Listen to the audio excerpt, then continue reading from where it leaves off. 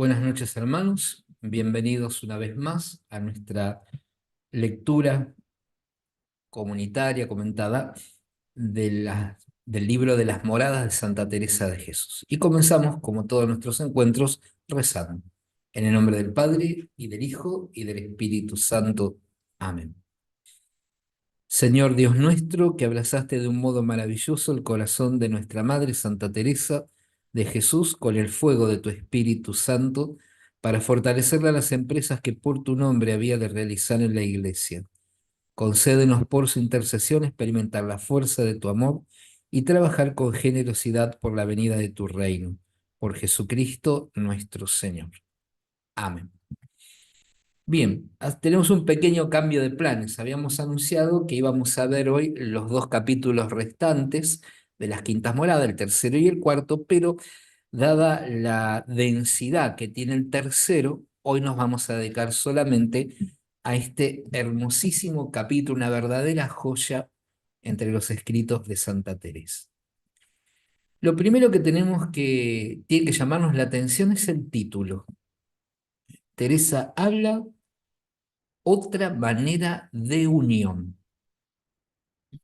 Y esta manera de unión está revelando una profunda visión de la vida cristiana, ¿eh?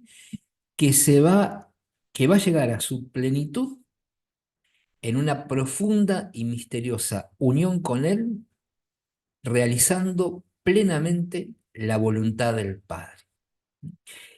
Vamos a ser como Jesús, ser para los demás.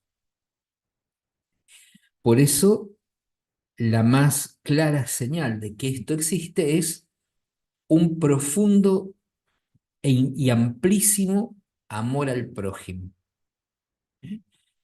Este amor al prójimo va a ser tal que va a ser el que nos diga cuánto amamos a Dios y cuánto estamos entregados a su voluntad. Bien, vamos a recordar algunas cosas necesarias que lo hemos señalado muchísimas veces, ¿no? Pero viene bien tenerlas muy presentes otra vez.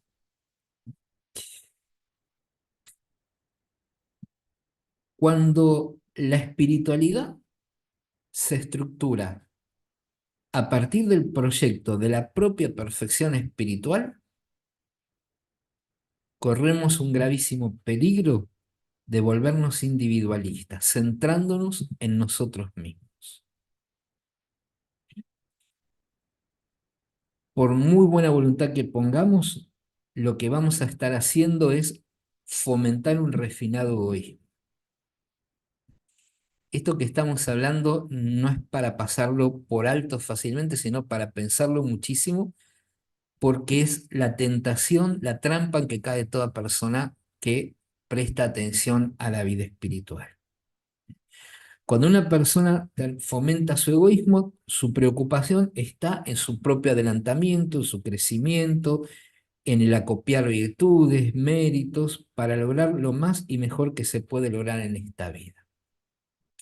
Pero estaríamos desarrollando aquello de lo que hemos tratado de salir desde las terceras moradas, la autorreferencialidad, que nos va a llevar a una religiosidad de apariencias, de imagen, de fachada, sin contenido, y nos incapacitamos de hacer la voluntad de Dios. No es nada infrecuente encontrar personas que cultivan su vida espiritual, pero al mismo tiempo son personas muy aferradas a sus ideas, a sus propios intereses, son personas impositivas, dominantes, no dan nunca su brazo a torcer, ¿eh? Aunque lo disimulen bajo unas formas y unas prácticas que pueden parecer lo más sublime y espiritual de este mundo y del otro. Si nosotros prestamos atención al Evangelio, nunca podemos dejarlo de lado, jamás podemos dejar de estar escuchándolo a diario. Si prestamos atención a ese Evangelio, queda claro que el punto de partida de todo interior para el cristiano se encuentra en el seguimiento de Jesús. Allí comienza. Nosotros con Teresa de Jesús buscamos vivir este seguimiento en la plenitud de la amistad con Dios. ¿Eh? Esto es lo que nos va a permitir el seguimiento de Jesús. Esto es lo que nos va a llevar a la unión de nuestra voluntad con la suya. Porque en esto consiste el amor de amistad. Será el alimento que nos nutra, que nos sostenga, que nos permita caminar, seguir avanzando en este proceso, porque nos va a generar esa posibilidad del seguimiento y de la imitación de Jesús. Y lo más importante de la imitación de Jesús, que nos lo va a dar justamente el espacio de la oración, es la íntima unión con el Padre, pero es una íntima unión no al estilo de la filosofía platónica o de las religiones orientales, sino una íntima unión con el Padre para realizar con Él y desde Él su voluntad. Así que la oración nuestra nos incorporará a Cristo, nos hará participar de su intimidad y amistad con el Padre. Es por esto que se llama trato de amistad. No es un diálogo con uno mismo la oración. Tampoco es recapacitación, tampoco es revisión de vida, tampoco es introspección, sino que siempre vamos a estar referidos a Él, al Señor. ¿Eh? No es tampoco, no hablamos de alguien abstracto, de una divinidad cualquiera, de una idea de Dios, de una elucubración de ninguna teología muy buena, sino que para nosotros hablamos de Dios en la persona concreta, encarnada de Jesucristo, que por cierto nos va a llevar al Padre y nos va a llevar al Espíritu, ¿no? En algún momento de nuestro proceso Jesús nos va a enseñar, o nos va a ayudar, o nos va a deslizar a relacionarnos con las otras dos personas de la Trinidad también. Pero todo comienza, se sostiene y llega hasta su fin a través de Cristo, que es el camino, la verdad y la vida. Así que muy bien, vamos por aquí. Ahora vamos a ser introducidos en la madurez del creyente adulto. Este grado de madurez va a poner de relieve, vuelvo a decir, la importancia de los demás, el amor al prójimo. ¿Qué comienza diciéndonos Teresa apenas inicia el capítulo? Es tan denso que lo hemos dividido en 4 partes, el mismo texto, ¿no? Para verlo bien en detalle. Escuchemos.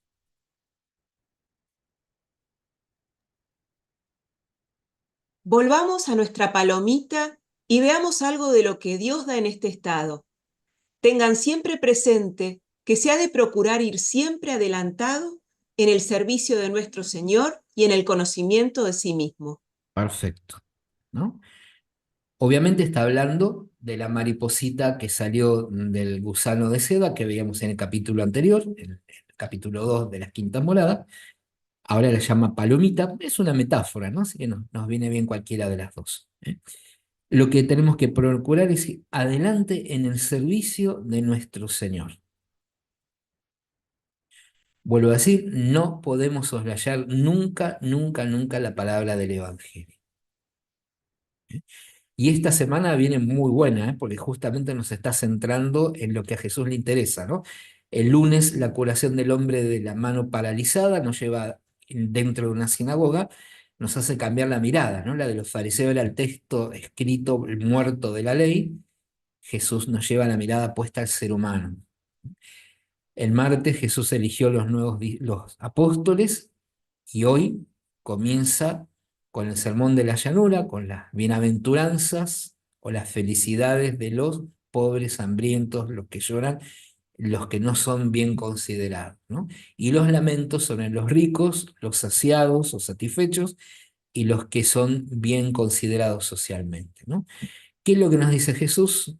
Que hay trampas que nos pueden deshumanizar mucho y dejarnos de caminar con el Señor, caminando en fraternidad.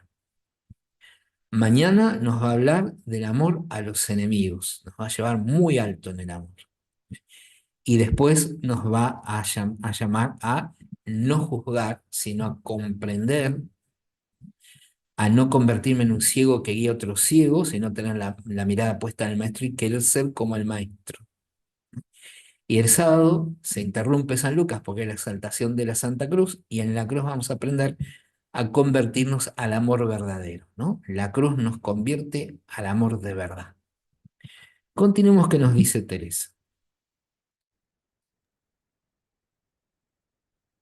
Si se limita a recibir esta merced y como algo seguro descuida su vida y tuerce el camino del cielo, que son sus mandamientos, Le pasará lo mismo que a eso que nace del gusano. Se limita a la puesta de huevos para que nazcan otras y ella muera para siempre. Exactamente. Miren qué bien, vuelvo a decir, conoce perfectamente todo el ciclo del gusano de seda, ¿no? Porque la mariposa del gusano de seda no sale a volar, no es la mariposa que vemos entre las flores o que vemos un día maravilloso de primavera, sino que simplemente es un pequeño vuelo de nada hacia las hojas de mora para poner huevo y morir. Entonces, cuando la persona vive para sí misma, no está en la dinámica de Jesús, recibe las gracias, pero no se coloca en la dinámica de Jesús, no le importa la dinámica de Jesús, por eso no busca la voluntad del Padre en los mandamientos, lo único que hace, morir. Pone huevos, deja algo, pero muere. ¿No? ¿Y qué dice Teresa? Señalo que se limita. Señalo que se limita a la puesta de huevos porque Dios no quiere que la merced que ha hecho se inutilice, ya que ella no la aprovecha, al menos que aproveche a otros. Exactamente. Si la persona no va a seguir el proceso de esta identificación con Cristo, de hacer la voluntad del Padre, justamente centrada en el amor al prójimo, va a morir, pero por lo menos va a quedar esto de poner huevos, los huevitos, para que nazcan otros, que dice Santa Teresa, es que Dios no quiere que se pierdan estas gracias, ya que no respondemos, por lo menos quedará esto. Continuemos. El alma queda, El alma queda con los deseos y las virtudes que hemos dicho, el tiempo que dura esa ganancia hace el bien a las almas y de su calor les contagia, les comunica el calor. Incluso cuando ya la han perdido, suele quedarles ese deseo del bien de las almas y gusta explicar estas mercedes que Dios hace, lo ama y sirve. perfecto. Vamos a ver ahora en la biografía de Teresa cómo estuvo ella muy tempranamente en las Quintas Moradas, después retrocedió a la puerta, se fue, ¿no? Y que nos muestra un poco esa precariedad de nuestro apostolado, de nuestro testimonio cristiano, porque recibimos las gracias, pero al no estar la respuesta nuestra que nos viene diciendo Teresa de esa búsqueda de identificación, queda un poquito de algo, pero se pierde todo, ¿no? Fijémonos, nos lo dice en el capítulo 4 del libro de la vida. Es asombroso porque es muy temprano en su vida, en su vida espiritual, ¿no? Eh, Fijémonos lo primero que dice.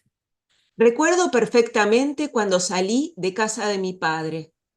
No creo que cuando me muera sea mayor el sentimiento, porque me parece que cada hueso se separaba de mí. Como todavía no tenía aquel amor de Dios que quita todo amor al Padre y a los familiares, tuve que hacer un gran esfuerzo, que si el Señor no me ayudara, no serían suficientes todas mis consideraciones para poder seguir adelante. Aquí me dio ánimo para vencerme, de tal manera que pude concretarlo. Apenas tomé el hábito, enseguida el Señor me dio a entender cómo favorece a los que se esfuerzan para servirle. Nadie pensaba que me costaba tanto, al contrario, pensaban que tenía gran voluntad para ello. A la hora me dio un contento tan grande de tener este estado que nunca me ha faltado hasta hoy, y Dios cambió la sequedad que tenía mi alma por grandísima ternura. Las cosas de la vida religiosa me daban deleite, y es verdad que las horas en que antes me ocupaba de mi arreglo personal y disfrute, ahora estaba barriendo, acordándome que estaba libre de aquellos, lo cual me daba un nuevo gozo, que yo me asombraba y no podía entender de dónde procedía eso. Fíjense, es el relato de su ingreso a la Encarnación de Ávila. Tiene 20 años. Como todavía no está crecida en el amor de Dios, lo que predomina es el esfuerzo humano y las consideraciones que nos ayudan. Así todo Dios la ayuda, dice, ¿no? O sea, no hay que desanimarse, pero no es lo ideal. Dios no nos quiere titanes. ¿Eh? Ojo con esta manera de ser titanes que tenemos, sino quiere que sea por gracia. Faltaba eso, pero así todo Dios sigue redoblando la apuesta. Lo puede concretar. Bueno, hay un espacio de tiempo, porque es al año exacto toma el hábito, eso fue la primera parte de la salida de casa de su padre, es el 2 de noviembre de 1535. ¿No? Al año exacto, 2 de noviembre del 36, toma el hábito. Y la respuesta de Dios es efusión de gracia, que está en estas quintas moradas. ¿Por qué? Porque se ha decidido hacer la voluntad de Dios en su vida, la que luchó bastante, por cierto, ¿no? Para descubrirla, para aceptarla, porque en un momento nos dice muy graciosamente, ella está en Santa María de Gracia, llevada ya un poco interna por su padre, a ver si la enderezaban un poquito, y dice, le pedí a todas mis compañeras y a las monjas de ese monasterio que rogara para que Dios me iluminara en bien estado, pero era enemiguísima de ser monja, y tampoco quería estar casada, la única opción de la mujer de su tiempo. Después se enferma, va a Castellano en la Cañada, a casa de su hermana, su tío en el camino le hace leer, le regala las cartas de San Jerónimo, se las hace leer, y San Jerónimo le inspira y empieza a percibir, no tanto, no está muy clara ni muy limpia su vocación, ¿no? Pero sí emerge algo que es la que da toda esperanza, ¿no? Elige a Cristo, elige a Cristo. Dice que el Señor sacó la sequedad de mi alma, me llenó de ternura. Son experiencias como de las cuartas y quintas moradas. Pero esto no va a durar, porque no hay consistencia. Esa consistencia es, faltan procesos. Los que nos viene enseñando desde el principio y lo que nos ha enseñado a lo largo de camino de perfección. Todo esto se corona ahora con otro momento que también es de las quintas moradas, ya está cerca de su conversión, ¿no? Está en el peor momento, está narrado en el capítulo 7, donde está en la crisis más profunda de su vida, en que dejó todo, dejó la oración, simplemente va a rezar la liturgia mecánicamente, lo que le dice ella, le confiesa a su papá, pero es capaz de introducir a su padre en la oración. Estando yo en los primeros días de mi enfermedad, antes que me hiciese bien a mí misma, me daba grandísimo deseo de aprovechar a los demás. Esta es una tentación muy común en los principiantes, aunque a mí me fue bien. Como quería tanto a mi padre, deseaba para él todo el bien que yo creía tener haciendo oración. A mí me parecía que en esta vida no podía haber mayor bien. Con rodeos y como pude, comencé a procurar que él se dedicase a la oración. Le di libros para este fin. Como era virtuoso, tal como dije, se asentó tan bien en él este ejercicio que en 5 o 6 años, según me parece, estaba tan crecido que yo alababa mucho al Señor y me daba grandísimo consuelo. Eran grandísimos los sufrimientos que tuvo de diversas causas. Todo lo pasaba con grandísima conformidad. Iba muchas veces a verme porque tratar cosas de Dios le daba consuelo. Fíjense, ella está recién salida de la gran enfermedad que padeció a los 24 años, ¿no? Más o menos esto debe tener 27 largos, cuando los primeros días de mi enfermedad, pasada su enfermedad, se debe entender, ¿no? Lo que para mí era lo mejor de todo, la amistad con Jesús, se la brinda a su padre, le quiere todo su bien, su prójimo.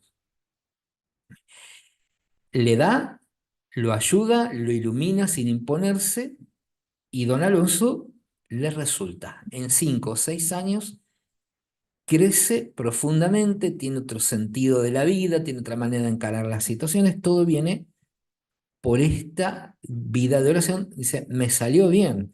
En el capítulo 13 nos va a decir, cuidado los principiantes con esta tentación de querer hacer de todo porque todavía no están para hacerlo, y va a ser más el peligro y más los problemas que van a crear que todo eso, ¿no? A mí me salió bien, dice, ¿no? Son como gracias de las quintas moradas, pero todavía va a caer más muy hondo ahora. Se va a ir de acá en adelante, se va hasta la puerta del castillo para el lado de afuera, bien para el lado de afuera, y le va a costar volver a entrar, decidirse a entrar. En esos 5 o 6 años, en un momento le dice a don Alonso, ya no rezo más, y le dice que él se excusa, que tiene muchas ocupaciones, y don Alonso, que ya está solo, porque todos los hijos ya no están, ya se han ido. está solo en el caserón donde tuvo toda la familia, está solito él. ¿Eh? Porque o se han casado, la María se ha casado, y los demás varones están en América, le queda solamente Juanita, que debe tener pocos años, ¿eh? Y le queda también un varón del que no sabemos mucho, que parece que murió con 14. No queda más nadie, está solo. Teresa le dice que está muy ocupada y don Alonso opta por ir a verla menos, a pesar de que ir a verla muchas veces le daba consuelo, opta por no molestarle a la hija, para que no recargarla, para que no pierda su oportunidad de orar y demás. Mire, qué buen gesto de don Alonso, que le va a sonar a ella, ¿no? Porque le va a hacer su efecto. ¿Mm? Así que muy bien, las gracias están, pero no hay consistencia. Y esta vez le salió bien el apostolado, pero como nos dicen 13, no nos arriesguemos a esto, nos va a salir mal. Y ahora nos dice, ¿cuántos debe haber? ¿Cuántos debe haber que son llamados por el Señor al apostolado? Por ejemplo, a Judas, comunicándose el Señor de un modo especial con ellos. A otros los ha llamado para ser reyes, como a Saúl, y después por su culpa se pierden. La seguridad para no perdernos, como le pasó a estos, está en la obediencia y no torcer la ley de Dios. Lo digo para quienes reciben estas mercedes, pero también para todos. La obediencia es aprender a escuchar, ¿no? Y discernir la voluntad de Dios y secundarla, ¿no? Fíjense que la intimidad con Jesús, como es el caso de Judas, no garantiza nada si no hay consistencia, ¿no? Judas es cercano, o sea, del grupo más cercano, forma parte de los 12, pero se pierde, no hay consistencia.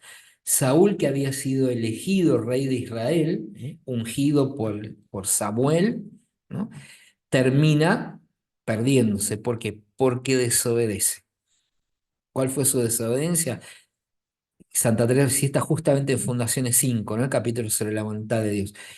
Se nos cuenta en el libro de Samuel que Saúl se atrevió a hacer lo que los profetas le habían advertido que no debía hacer, dar, realizar los sacrificios cultuales a Dios. Samuel, además de no cumplir con las prescripciones de la guerra, Samuel le dice, pero Dios no quiere sacrificios, quiere obediencia, ¿no? Entonces se perdieron los dos, porque no están realizando la voluntad de Dios en sus vidas. ¿Eh? Todos necesitamos obedecer la voluntad de Dios, escucharla. La palabra obediencia viene de escuchar, significa escuchar, hacer lugar en el corazón y dar libremente nuestro sí. No es una imposición autoritaria y violenta. ¿Eh? La voluntad de Dios es su proyecto, su designio de amor eficaz por todos. Eso es lo que buscamos. Va por el camino de sus mandamientos, de su palabra, de lo que Jesús nos muestra, de lo que nos van aconsejando, pero vamos eligiendo cada vez, ¿no? Entrar aquí, dice Teresa. Entrar aquí es un beneficio tan grande que no sería justo que quedaran sin esperanza aquellos a los que el Señor no da estas gracias sobrenaturales. Pero la verdadera unión se puede alcanzar con el favor de nuestro Señor si nosotros nos esforzamos en conseguirla con tener la voluntad atada únicamente a la voluntad de Dios. Muy bien. Esto es muy interesante, porque uno cree que alcanza la unión con Dios a través de los fenómenos místicos. No hacen falta. Dios se los da a quien quiere y si los necesita y lo ve conveniente y cuando quiere. Nos lo dijo 1000 veces Teresa, ¿no? Pero si nos unimos a su voluntad, atar nuestra voluntad únicamente a la voluntad de Dios, alcanzamos la unión. Esa está en nuestra mano. Y es así Dios la concede a todos. De hecho, nos dirá después que esta unión es la que garantiza la otra. La fuerza, el valor, la calidad de la otra viene de esta, no es una alternativa, ¿no? Sin esta, la otra no existe. Y si no existen los fenómenos o no llegamos a la séptima morada, esta ya nos ha llevado a lo mejor de lo mejor, porque unidos a la voluntad de Dios, nos dirá en Fundación, dice, capaz, en Camino de Perfección, perdón, nos dirá, capaz que Dios se lo da todo junto después, en el más allá, pero la unión está realizada, porque estamos atados únicamente a la voluntad de Dios. Si ¿cuántos habrá? ¿Cuántos habrá que piensan que no quieren otra cosa que la voluntad de Dios y que morirían por cumplirla? Les digo y lo repetiré muchas veces, que cuando eso es así, ya han alcanzado esta merced del Señor y no tienen necesidad de la unión especial que he descrito. Pues lo más valioso que esta unión extraordinaria tiene es que se funda en la total entrega de nuestra voluntad a la de Dios. Si esta entrega no es muy verdadera, entonces la unión no será real. Perfecto, ¿no? Esto es lo que Teresa nos está recomendando en Fundaciones 5, aquí en Quintas Moradas, y también cuando comenta en Camino de Perfección la petición Hágase tu voluntad, el capítulo 32, que uno cuando lo lee así fuera de contexto siente, hoy me va a pedir sufrir, me va a pedir esto, me va a pedir lo otro. La voluntad de Dios es nuestra total identificación con Jesucristo. De eso se trata. Eso es lo que se nos pide. Esta unión con su voluntad, es la que realmente nos dice si nuestra vida interior es verdadera. Decíamos al principio que las personas que se centran en sí mismos, se vuelven autorreferenciales, bien disfrazada la cosa, ¿no? No están unidos a la voluntad de Dios, por eso se vuelven impositivos, tercos, absolutos, solo es mi visión de las cosas, y las cosas se hacen como yo digo, no tienen ninguna posibilidad de esto, ¿no? Hay que hacer todo un proceso de conversión y de sanación. ¿Eh? Aquí lo que importa es la voluntad de Dios manifestada en la persona de Jesús. Hay muchas personas que tienen experiencias pasadas muy negativas, por ejemplo, la forma en que el papá, la mamá, los educadores o las personas que han ocupado lugar importante en su vida han impuesto su voluntad o han castigado arbitrariamente a sus hijos, le impusieron autoritariamente sus cosas, nunca escucharon sus palabras, sus explicaciones, sus peticiones. Entonces, para estas personas es difícil, ¿no? La petición de hacer la voluntad de Dios. Le da angustia y resistencia. Y en cambio, si la experimenta la voluntad del papá, la mamá, el educador, como una fuerza en la que podríamos agarrarnos para estar de pie, entonces esta petición se vuelve positiva, ¿no? Percibimos que es algo bueno para nosotros. Dios siempre tiene cosas buenas para nosotros. Que se haga la voluntad de Dios no es algo arbitrario ni caprichoso, que es lo que solemos muchas veces proyectar sobre Dios. Las experiencias esas negativas que tenemos que identificar para separarlas, estos son ellos, no es Dios. La voluntad de Dios, nos dice San Pablo, muy bien clarito, sobre todo en la carta a los Efesios, es que seamos sus hijos adoptivos por medio de Jesucristo, conforme al beneplácito de su voluntad. Es el himno con que abre la carta, ¿no? Para alabanza de la gloria de su gracia que nos dio en su Hijo muy querido. ¿Mm? Y continúa diciendo, Él nos hizo conocer el misterio de su voluntad, ¿eh? El designio misericordioso que estableció de antemano en Cristo, ¿eh? Que Cristo sea la cabeza de todas las cosas del cielo y de la tierra. Así que la voluntad de Dios es su amor eficaz hacia nosotros, ¿eh? Es llevar adelante ese plan de salvación, hacer presente, como hace Jesús, su reino, que fue el tema central de su predicación, en lo cual Dios se hace padre de toda la gran familia humana, y en la medida en que todos los elementos que lesionan la vida de sus hijos, de cada uno de nosotros, las injusticias, las enfermedades, los malos vínculos humanos, los abusos de poder, la muerte, el pecado, en una palabra, queda todo sometido y ordenado para por Cristo, y entonces llevamos a la plenitud, ¿no? Pero aquí nos está pidiendo un trabajito muy interesante hacer la voluntad de Dios, ¿no? Resulta que vamos a tener que hacer un viajecito a la primera morada. Seguido. Nunca, o sea, recuerden que cuando iniciamos que las moradas no vienen una detrás de otra, nos dice Teresa, que podemos viajar, subir y bajar como nos dé la gana, que está muy bien, que tengamos libertad. ¿Para qué vamos a ir a la primera morada ahora? Para aceptarnos y amarnos a nosotros mismos. Entonces vamos a estar más posibilitados de hacer la voluntad de Dios, de amar realmente al prójimo, de unirnos a Dios, ¿eh?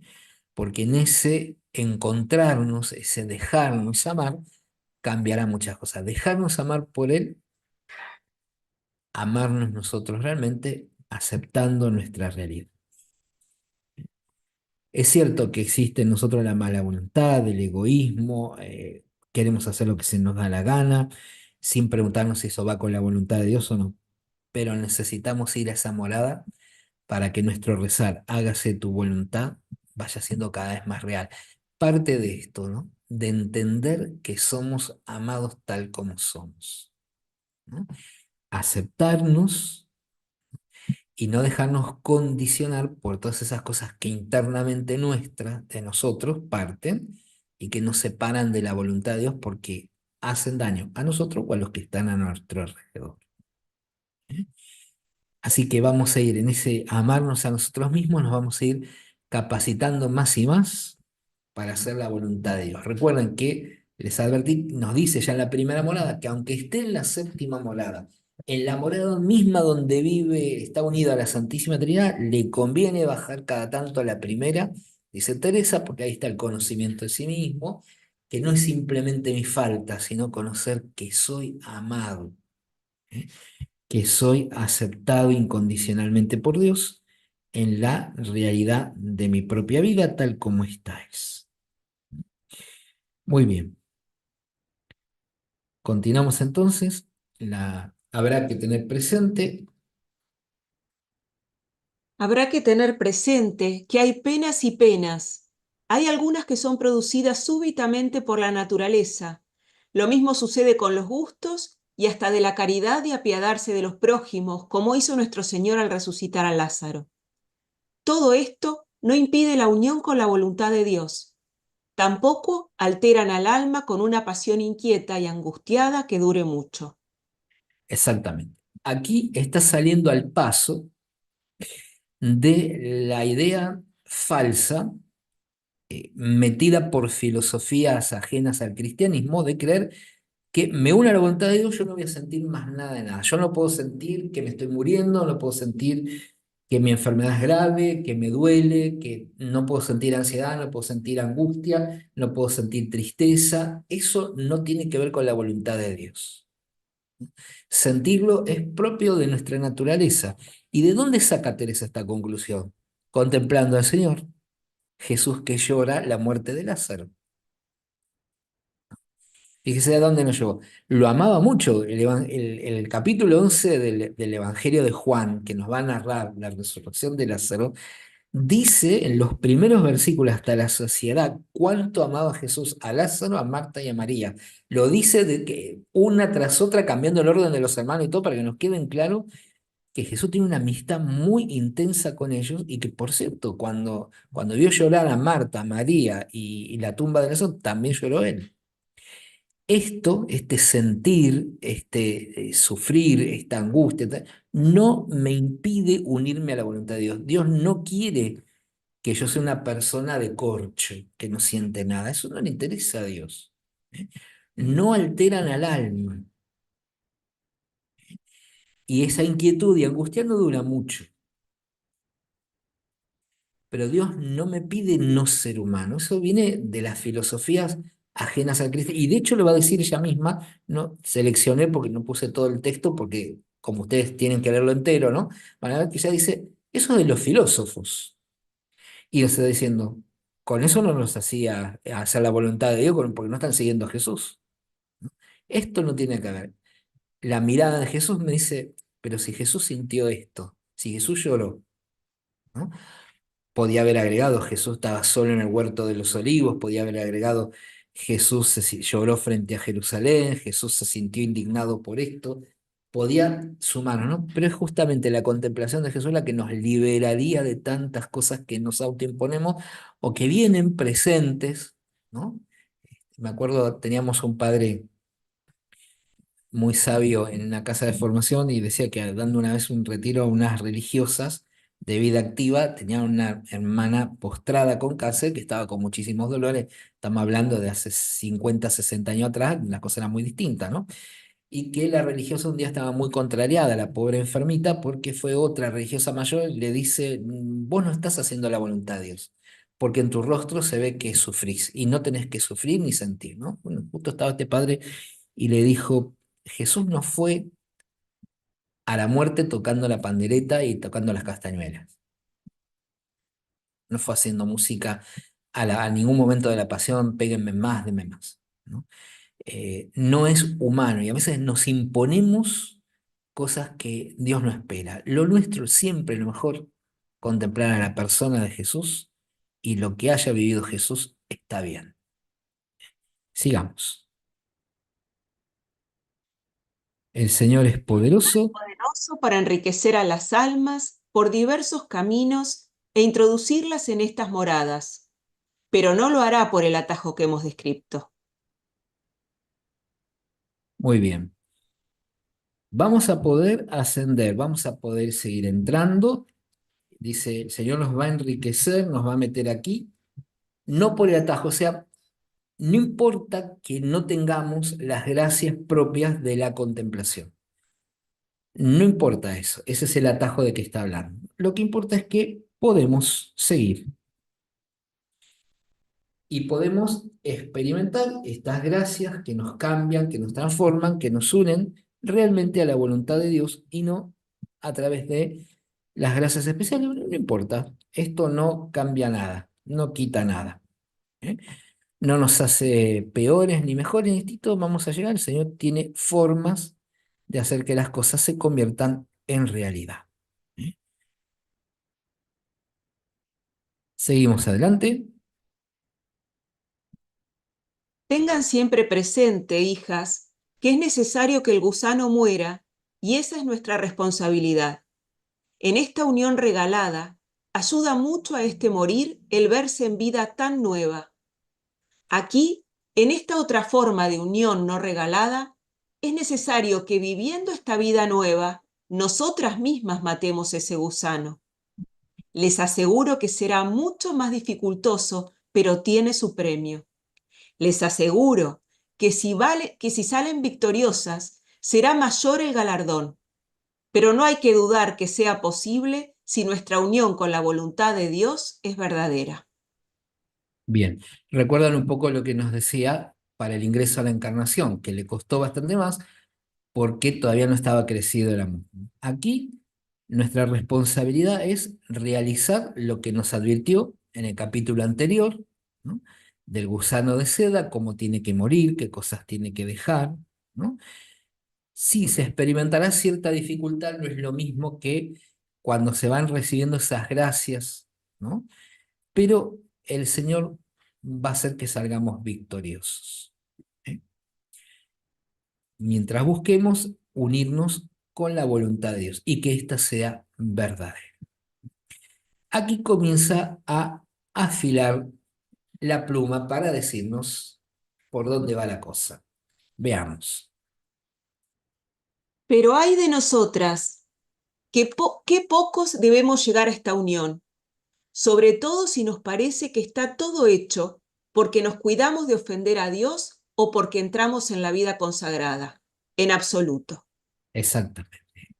Muy rápido uno se coloca en la vereda de los buenos. Nos estamos volviendo a las terceras moradas sin habernos dado cuenta.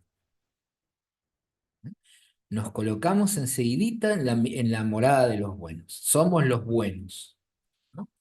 ¿Por qué? Porque no pecamos, que era lo que las almas de las terceras moradas ya jamás pecarían por nada del mundo, ¿no? Y estamos en la vida consagrada, para poner un ejemplo, porque puedo decir, estoy en el movimiento tal, estoy en la parroquia tal, estoy en el grupo tal, y ya estoy a salvo. a veces se escuchan muchas cosas que son muy feas, ¿no? Porque uno, este se fue de la iglesia porque no vino por Cristo, porque no, nunca se preocupó por Cristo. No te apures tanto con eso. Si perseverás, no te creas que porque sos mejor. Me acuerdo que había una carmelita muy anciana, que nos decía, yo todos los días, con 90 y tantos años, decía, ¿no? Apenas me levanto, rezo 3 Ave Marías pidiendo perseverancia en los buenos propósitos, porque uno nunca sabe. Y perseverancia en la vida religiosa, ¿dónde se va a ir esta hermana con 96 años a dejar la vida religiosa? Uno nunca sabe, decía ella, ¿no? Y tiene razón. La tentación grande que nos manda, pero por tobogán, de las quintas a las terceras moradas, es colocarnos en la vereda de los buenos. Cuidado. Y acá empieza a darnos detalles que a más de uno le va a molestar. Fíjense. Pues quedan unos gusanos que no se perciben hasta que, como sucedió con el ricino de Jonás, nos han carcomido las virtudes. Un amor propio, una estimación de sí, juzgar al prójimo, aunque más no sea que en cosas pequeñas, falta de caridad hacia ellos, no amándolos como a nosotros mismos. Aun cuando no llegamos a pecar, cumplimos a regañadientes. De esa manera distamos mucho de estar unidos a la voluntad de Dios. Bien. Ah, aquí nos quería agarrar, nos encontró. Bien. Unos gusanos que carcomen las virtudes. Si uno se acuerda del relato de Jonás, el ricino crece en una noche y en un día desaparece, ¿no? Por los gusanos que lo comieron. Amor propio, es una forma de egoísmo, ¿no? Una estimación de sí. Acá nosotros tendríamos que usar autorreferencialidad realmente, ¿no? Porque no es la sana estima. Juzgar al prójimo. Mañana nos lo va a decir el Evangelio. Cómo andamos de acuerdo a la corriente de este mundo de juzgar a todo el mundo, ¿no? De poder opinar, hablar, criticar, porque falta mirar para adentro. Cumplimos a regañadientes muchas cosas. No es propio del amor. Estamos muy lejos de estar unidos a la voluntad de Dios. Siempre hay peligro del subjetivismo intimista y del egocentrismo larval, que lo vicia todo. ¿Eh? El seguimiento de Jesús nos libera de esto. Tenemos que también tener presente que el proyecto del reino de Dios es lo primero antes que cualquier proyecto pastoral, que cualquier proyecto religioso. No, yo voy a hacer este retiro, voy a hacer este curso, voy a hacer esto, voy a hacer lo otro. Primero que nada es seguirlo a Jesús. Vamos a hacer esta misión en los barrios, vamos a hacer tal hora. Primero seguirlo a Jesús. Porque lo que vaya a hacer tengo que estar siguiendo a Jesús y actuando como Jesús. Es un proyecto de humanización de las personas, de vida, de felicidad para todos los que sufren. ¿Eh? La experiencia íntima con Jesús, ¿no?, nos libra del peligro de la tranquilidad y la autocomplacencia engañosa, ¿eh?, que siempre está metida en las personas que cultivan la vida espiritual. Si yo vivo como trato de amistad, la oración es con determinación de hacer la voluntad de Dios en todo, en la vida práctica. ¿Eh? Y la calidad de mi oración se va a medir justamente por esta determinación de practicar la voluntad de Dios. No importa que hoy lo veo, ay, no lo logré, no, si ya me estoy poniendo ansioso, es que está hablando mi autorreferencialidad. Tomar conciencia, dónde estoy parado, que no está bien muchas cosas, que me falta, no es para volverme loco porque no he cumplido, sentirme culpable, porque estoy siendo autorreferencial. Es las pistas que necesito para saber tomar el camino correcto, no es otra cosa. Y ahora empezamos a tallar más. ¿Cuál piensan que es su voluntad? ¿Cuál piensan que es su voluntad? Que seamos del todo perfectas, para ser unos con Él y con el Padre, como su majestad lo pidió. Observemos qué nos falta para llegar a esto. Atención, que no se trata de la perfección matemática o la perfección de nuestra época excluyente, egoísta, sino de llevarnos a la plenitud de nuestras posibilidades. Esto no significa que vaya a haber fallas. Cuando Teresa vive su conversión, y cuando entra en la primera, en la gracia del desposorio, la que la va a introducir en las cestas moradas, ¿no? Ya no quiero más conversación con hombres, sino con ángeles, que mejora su afectividad. Esto no significó que se volviera de corcho, vuelvo a decir, y no significó que algunas veces no tuviera que luchar con su afectividad, sobre todo al final de la vida, cuando está sufriendo muchísimo físicamente, pero también muchas contradicciones entre la familia, las monjas, los frailes, las fundaciones y demás, en un momento comienzan a tener reclamos afectivos. ¿Eh? Esto ni la hizo menos santa, ni la hizo menos unida a Dios, no la hizo mal. Esto no la hizo menos plena. En nuestra mentalidad de perfección de nuestra época, sí, está en falla, pero eso es nuestra época autorreferencial, ¿no? La plenitud no está perdida, la está viviendo igual. Y aquí nos viene a decir cómo viene la mano.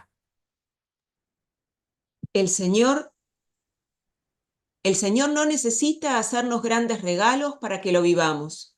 Fue suficiente con habernos enviado a su Hijo que nos enseñase el camino. Perfecto. Otra vez la mirada a Jesús. Jesús camino. No va a ser una elucubración del amor, de la amistad, de las condiciones, etcétera. No, no, no. La mirada en Jesús. Acá vamos a aprender a amar de verdad. Mirada en Jesús.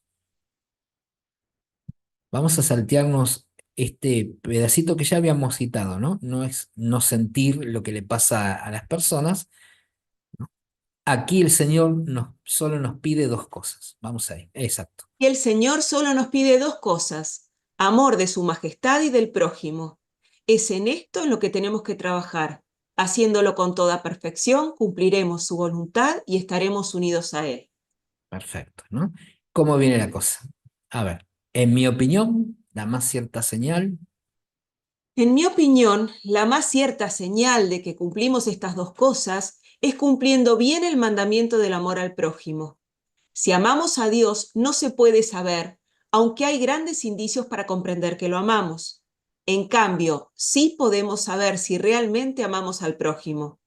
Tengan la seguridad que cuando más crecidas en este amor del prójimo, más lo estarán en el amor de Dios, pues es tan grande el amor que su majestad nos tiene, que en pago del amor que tenemos al prójimo, hará que crezca de mil maneras el amor que tenemos a su majestad. De esto yo no puedo dudar.